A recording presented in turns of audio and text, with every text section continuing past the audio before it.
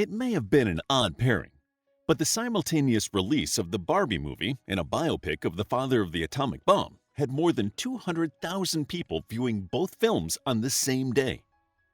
The Barbenheimer phenomenon is hardly the oddest thing to happen in recent history. Still, it brought a generation of people insight into the extraordinary man behind the invention of one of the deadliest weapons of mass destruction that the world has ever seen. But how much of the film was historical and how much was artistic license? You may be surprised as we list 7 interesting facts about J. Robert Oppenheimer. Number 1. He could read ancient Sanskrit. Oppenheimer was a true polymath, fascinated by all aspects of the world, from geology and physics to philosophy and literature. He also had a flair for languages and was multilingual, studying Greek, Latin, French, German, and Dutch. When Oppenheimer was an undergraduate at Harvard University, he read English translations of Hindu texts. Later, when Oppenheimer went to Berkeley to teach, he used the opportunity to learn Sanskrit, enabling him to read the texts in their original form. He learned from Arthur Ryder, who was a professor of Sanskrit at the university and had authored a number of the translations that Oppenheimer had read. One of the texts that Oppenheimer admired was the Bhagavad Gita. The text is an epic ancient Indian poem and is an influential Hindu text that details a dialogue between Prince Arjuna and Krishna, the earthly incarnation of Vishnu. In an interview in 1965, Oppenheimer famously quoted the Bhagavad Gita when describing his reaction to the first atomic bomb test. "Now I am become death, the destroyer of worlds." However, his apparent moral quandary was also tinted with awe and fascination, as he was put in mind of another Gita verse. If the radiance of 1,000 suns were to burst at once into the sky, that would be like the splendor of the Mighty One. But it wasn't just the Bhagavad Gita that Oppenheimer was familiar with, as he had read many other Sanskrit texts, including the Panchatantra, which also inspired Rudyard Kipling's story Rikki Tikki Tavi. Oppenheimer learning Sanskrit was not all that odd at the time, and he wasn't the only academic fascinated by Hindu literature. European intellectuals like Werner Heisenberg, Erwin Schrödinger, and Niels Bohr read Hindu texts alongside the Greek and Latin classics. Number 2. He was invited to lecture on geology at the age of 12. Oppenheimer was pretty intellectual from an early age. At age 7, he became fascinated with the structure of crystals and how they interacted with polarized light. His fascination and insights led him to contact local geologists, and at 12, Oppenheimer began writing letters to them on the family typewriter. Unaware that he was corresponding with the 12-year-old, one geologist was so impressed by his perceptiveness that he invited Oppenheimer to give a lecture at the New York Mineralogy Club. Oppenheimer was hesitant to go and wanted his dad to explain that he was only 12 and not qualified to give a lecture. However, his dad saw the funny side of the situation and urged him to go. When he arrived, the room burst with laughter at the revelation that their mystery correspondent was a young boy. Still, they provided him with a wooden box so he could reach the podium and give his speech. When he finished speaking, the surprised and impressed geologist broke out in applause. Number 3. He was one of the first to give credence to the concept of black holes. In between learning Sanskrit and inventing the atomic bomb, Oppenheimer dabbled in astrophysics. In the 1930s, Oppenheimer was working in particle physics and wrote a paper with Hartland Snyder called On Continued Gravitational Contraction. The article contradicted Albert Einstein's theory that nature wouldn't allow black holes to form and proposed that they were actually the inevitable result of general relativity. The first person to postulate the theory of black holes was a German physicist called Karl Schwarzschild. While coming up with a solution to Einstein's field equations, Schwarzschild reasoned that if there was a large mass in a single point, called a singularity, space-time could be warped to the extent that objects could get sucked in and never be able to get out. While Einstein and other intellectuals scoffed at the idea and labeled it a mathematical quirk, Oppenheimer and Snyder set out to do the math. The paper proved that any star massive enough is destined to implode. The article also sets forth many of the now accepted rules about black holes, including that time would behave differently beyond the event horizon. The paper sank into relative obscurity during World War II and was subsequently overshadowed by Oppenheimer's work on the Manhattan Project.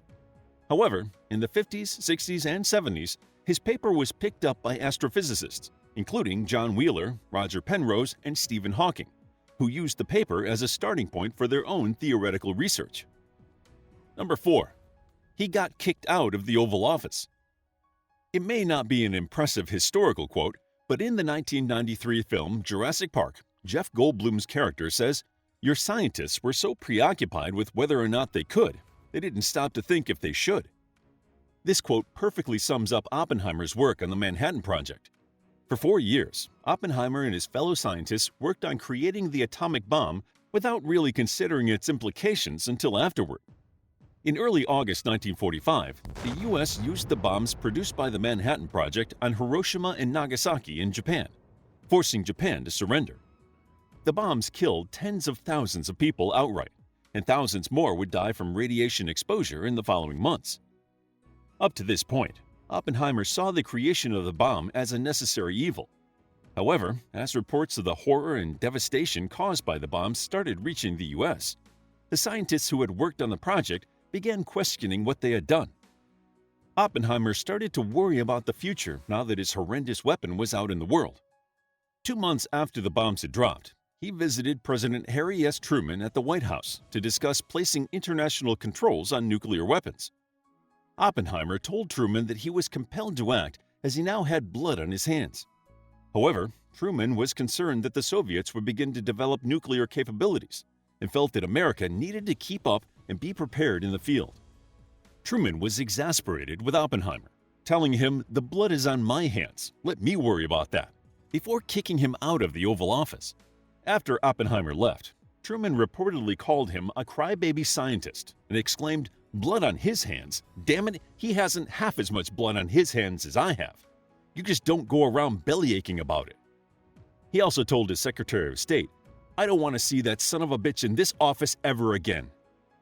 From that point on, Oppenheimer's focus was on preventing future devastation through nuclear war. He worked with the U.S. Atomic Energy Commission to control the use of nuclear weapons and refused to be involved when approached about creating a hydrogen bomb. Number 5. He was investigated for communism. Oppenheimer's newly realized conscience did not go down well with the American government. After the Cold War began, the government began to suspect Oppenheimer of having communist leanings. In the early 1950s, the Atomic Energy Commission started compiling a file on Oppenheimer's supposedly questionable activities, and his refusal to work on the hydrogen bomb did not do him any favors. As anti-communist fervor swept America, Oppenheimer's past came under the microscope.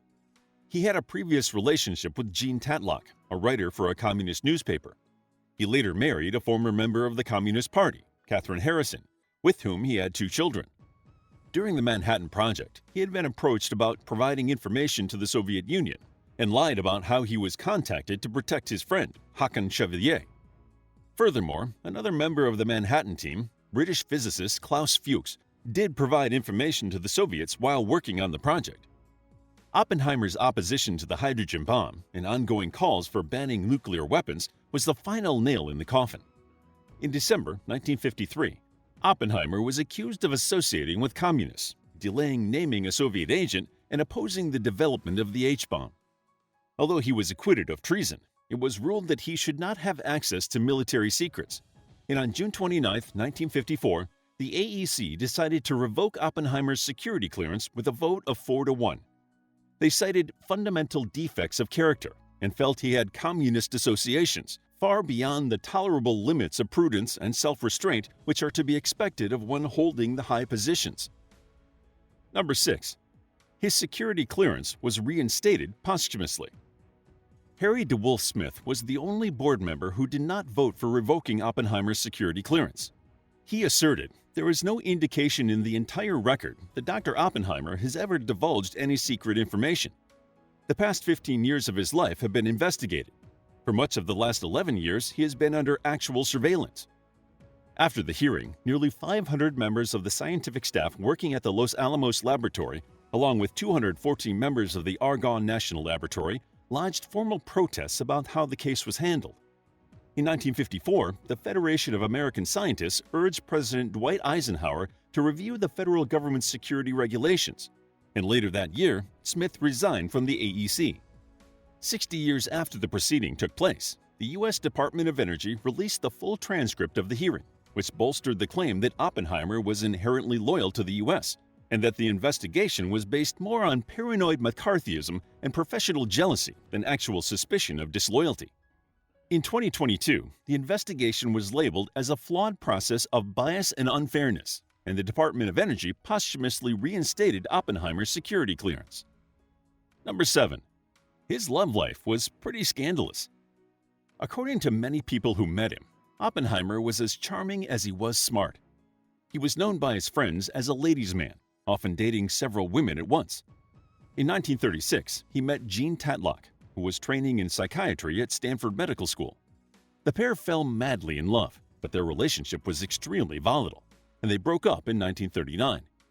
Oppenheimer returned to his flirtatious ways, dating various women until he met his future wife, Catherine Kitty Harrison, in August of 1939. Harrison was married at the time to her second husband, but the pair were soon inseparable. Oppenheimer's friends and family were not fond of Harrison, and they hoped he would reconcile with Tatlock. But in 1940, Harrison became pregnant, divorced her husband, and married Oppenheimer. They went on to have 2 children together, but their relationship was strained due to Oppenheimer's commitments and Kitty's alcoholism. While still married to Kitty, Oppenheimer continued to see Tatlock sporadically, and it was also rumored that he had an affair with the wife of his colleague and friend, Richard Tolman. However, there was no evidence for this supposed affair other than the fact that Oppenheimer and Ruth Tolman were close friends. Many believe that the assertion they were romantically involved was nothing more than gossip spread by fellow physicist Ernst Lawrence, who disliked Oppenheimer. Despite their rocky relationship, Oppenheimer remained married to Kitty until his death from throat cancer in 1967. Kitty clearly remained loyal to Oppenheimer for the rest of her life, despite moving in with his friend Bob Serber. One anecdote tells how someone called Serber Robert in front of Kitty, to which she retorted, "Don't you call him Robert. There's only one Robert." How would you like to get a deeper understanding of history, impress your friends, and predict the future more accurately based on past events? If this sounds like something you might be into, then check out the brand new Captivating History Book Club by clicking the first link in the description. To learn more about the invention of the atomic bomb, check out our book, World War II, A Captivating Guide from Beginning to End. It's available as an ebook, paperback, and audiobook. If you found the video captivating, please hit the like button and subscribe for more videos like this.